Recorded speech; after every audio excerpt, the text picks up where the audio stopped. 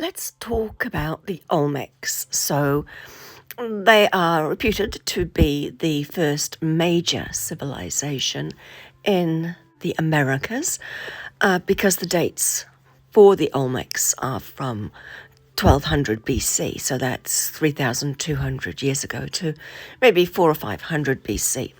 But there's also a pre-Olmec culture that doesn't seem to get talked about much. The artefacts that are associated with the Olmecs, most people have seen the Olmecs in terms of the great big stone heads or the beautiful carved masks. But did you know that they also had pyramids? I can only find this one picture of a pyramid, but I imagine there are plenty more. This is a tomb of the Olmecs, and some of the artefacts are unbelievable.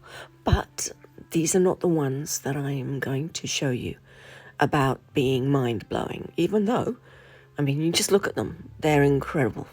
So here's something that's very interesting, the edge of that item. And look at that white jug. I know I have seen that face before. And it's not just at Karahan Tepe, where this picture is from, but there's just something in the back of my mind. And it should be noted that the Karahan Tepe site predates the artifact of the Olmecs by maybe 10,000 years.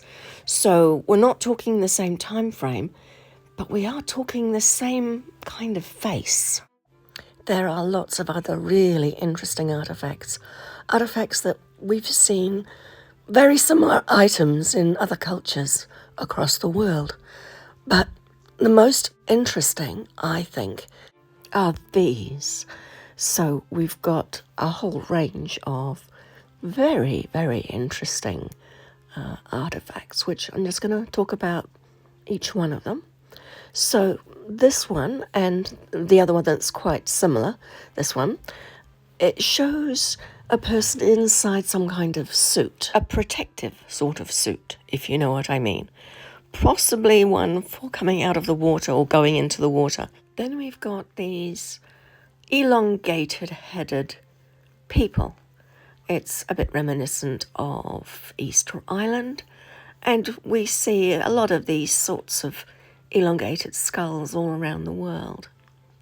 Now let's move on to this. What does this remind you of? Because I think that's actually what you think it is, but just a replica of a communication device.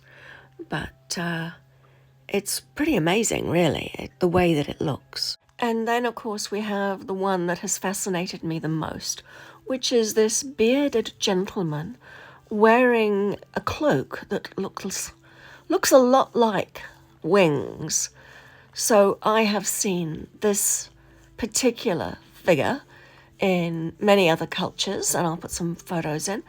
But more importantly, this is it's the same look as I have described for Tantal with the cloak, and it's a face that has appeared in many really, really ancient sites, especially in Egypt in the pre-dynastic period.